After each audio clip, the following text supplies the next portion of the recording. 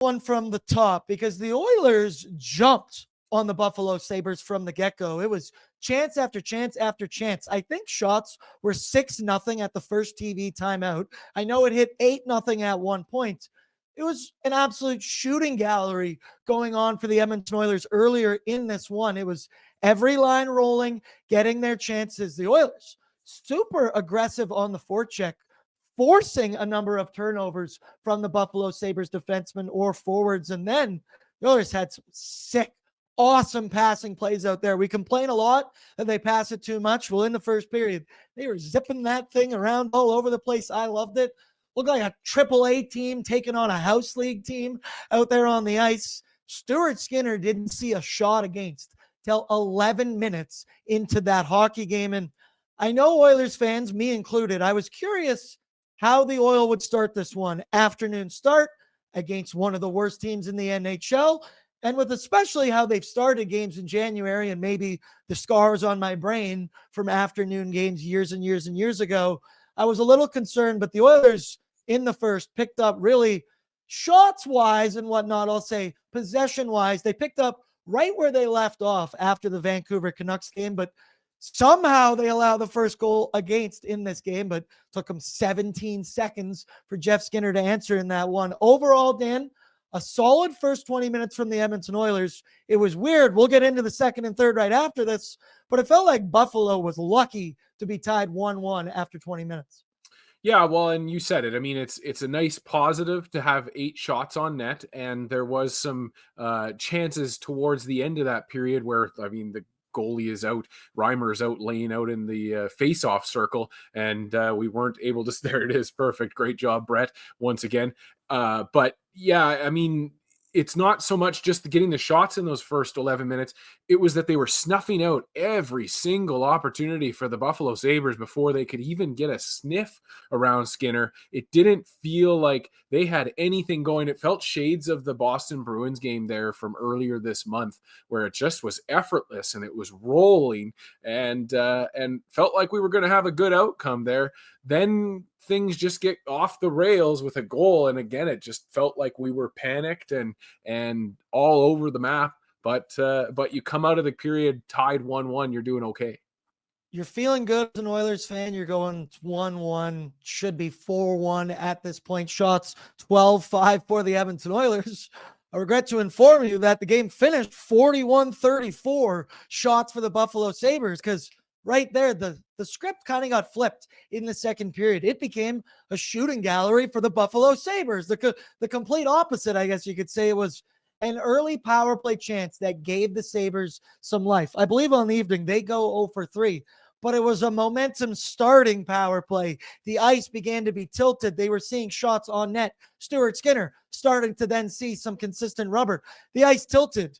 Then the Sabres get 2-3 breakaway chances, 2 back-to-back in a point in that second period. One hit the post. Stuart Skinner stopped the other one, but felt like momentum had been completely flipped on its head. Sabres really dominated the shot category from there on out, which isn't something that happens very often to the Edmonton Oilers. I understand they're without 97. There is more than enough talent in this roster, and the Oilers, one of the highest shooting teams in the league. I believe they're top 5, top 10 for sure in shots per game. Daniel, what'd you think about the evolution of this one? Like you mentioned, it felt like the Boston game. It felt like a straight up beatdown. Sabres didn't want to be there. Final game of a 4-game Pacific road trip. Early start as well. And then I don't know what was said in the dressing room between periods 1 and 2 in that Buffalo Sabres locker room, but whatever it was said, it worked, because the Sabres looked like a different team in the second and third period, kind of. Well, it's something that I just kind of occurred to me, and maybe there's something to this. But for this team, I do think that there is, obviously, and I think it's just natural for when you go down a man for those 2 minutes, the momentum is just going to shift offensively to the team that's on the power play naturally. And the Oilers counteract that often with McDavid, Draisaitl, and Hyman right afterwards. Well, that's not an option today, and that wasn't an option for the last few games. So maybe there's something there where it was just kind of lost off of that momentum swing, and we just weren't able to bring it back. But man, oh man, was that frustrating, where the Oilers just couldn't seem to get anything going. Their power play was caught up at the top of by the blue line as if they were tethered to it and could not seem to leave. You got defensemen passing back and forth. It was Bouchard, Skinner, and Draisaitl passing the puck for the first half of that power play. Confusing to watch from the team for the Oilers. And so, yeah, just a frustrating start. You can't accept this from a team in the Edmonton Oilers that expect to be going for another cup year. You can't have these kinds of momentum swings allowing you to get down against a Buffalo Sabres. But at the end of the day, they're able to pull out that W. So again, I'm frustrated, I'm torn, and the roller coaster seems to be continuing into the After Dark show. I say this all tongue in cheek and funny. There's not much more I hate than having to say that Tyler Remchuk was right. He told us on pre-gaming earlier today, wait for the Oilers to go down a goal and live bet the comeback. That is exactly what I did. And you don't like the peaks and valleys in the Edmonton Oilers game recently. It is what it is at this point, and I just shout out Bet365 for ever thinking the Edmonton Oilers might not win this game. You're crazy. Stuart Skinner, though, he was big in this one. Both Skinners were big in this one, but Stu had a little bit of a rougher start, I guess you could say. He allows a goal, one of 5 shots that he saw in the first period. Then second period comes. He starts to find his game, find his footing. We've mentioned it before on this show with me and other people. Stu's a guy, I think, who likes it when he sees more rubber consistently. And I think, to be honest with you, most NHL goaltenders would say that as well. But he made a number of big saves, started on the penalty kill when that momentum was changing in the Sabres' favor. He was tested a ton in the second, 17 times to be exact. He was pelted on that penalty kill. He had a huge breakaway save on Peyton Krebs coming right out of the box that could have completely changed the course of this game. I believe the Sabres were up 2-1 at that point. Oilers would have been staring down the barrel of a 2-goal deficit. And then third period as well makes a number of big saves. That one was so obviously kicked in.